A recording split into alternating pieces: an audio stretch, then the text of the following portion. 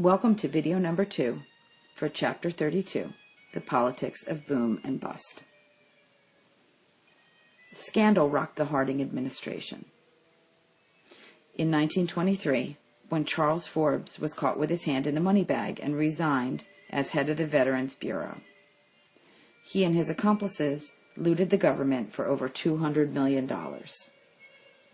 The Teapot Dome scandal was the most shocking scandal of all. Albert Fall had leased land in Teapot Dome, Wyoming, and Elk Hills, California, to oilmen Harry Sinclair and Edward Doheny.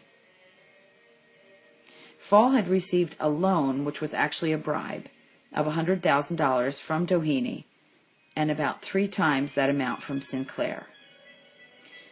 There were reports that the underhanded doings also of Attorney General Harry Doherty, in which he was accused of the illegal sale of pardons and liquor permits. President Harding, however, died in San Francisco on August 2, 1923, of pneumonia and thrombosis. So he didn't have to live through much of the uproar of this scandal, but some say that he died of a broken heart because it was his friends in his administration that betrayed him. The new president was Calvin Coolidge, and he was a more serious, calm, and didn't really speak any more than he needed to. He was a morally clean person, and he was not really touched by the Harding scandals, and proved to be a bright figure in the Republican Party. It was ironic that in the 20s, the age of ballyhoo, or the jazz age, the United States actually had a very traditional, old-timey, and some would say boring, president in Calvin Coolidge. World War I had given the farmers prosperity, as they'd produced much of the food for the soldiers. However, after World War I, the farmers were faced with some problems. New technology in farming, such as the gasoline engine tractor, had increased farm production dramatically. But after the war, these products weren't as needed, and the farmers fell into poverty as a result. Farmers looked for relief, and the Capper-Volstead Act, which exempted farmers' marketing cooperatives from antitrust prosecution, and the McNary-Haugen Bill, which sought to keep agricultural prices high by authorizing the government to buy up surpluses and sell them abroad, helped the farmers a little. However, Calvin Coolidge vetoed the second bill, and he vetoed that twice.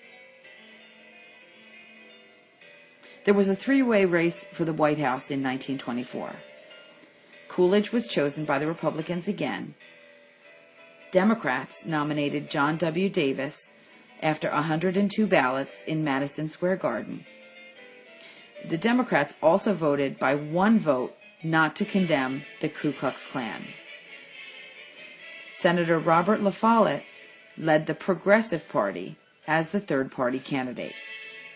He gained the endorsement of the American Federation of Labor and the shrinking Socialist Party, and he actually received 5 million votes. However, Calvin Coolidge easily won the election.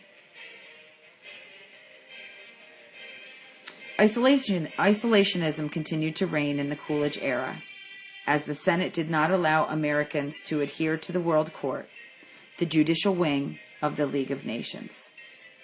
In the Caribbean and in Latin America, however, U.S. troops were withdrawn from the Dominican Republic in 1924, but remained in Haiti from 1914 to 1934. Coolidge took out troops from Nicaragua in 1925 and then sent them back the next year. And in 1926, he diffused a situation with Mexico where the Mexicans were claiming sovereignty over oil resources. However, Latin Americans began to resent the American dominance of them, and the European debt to America was also a tricky issue for Coolidge. Because America demanded that Britain and France pay back their debts, those 2 nations had placed a huge reparation payment on Germany. To pay them, Germany printed out loads of paper money that caused inflation to soar. At one point in October 1923, a loaf of bread cost 480 million German marks.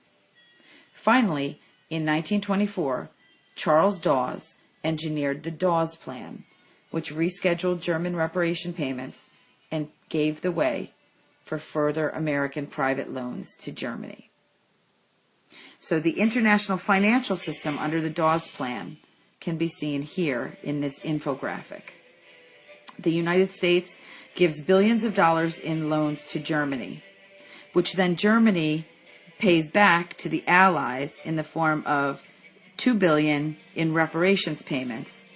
In turn, then the Allies end up paying back the United States $2.6 billion in war debt payments. So you can see how the money is circulating throughout from the United States to Germany, and then to the Allies, and back to the United States. Essentially, the payments were a huge circle to the U.S., to Germany, to Britain and France, and back to the United States. The Americans never really gained any money or got repaid. Also, the United States gained bitter enemies in France and Britain who were angry over America's perceived greed and careless nature for others. The Americans had demanded that the debt must be repaid. This is the works cited page. All images used in this presentation are from the public domain.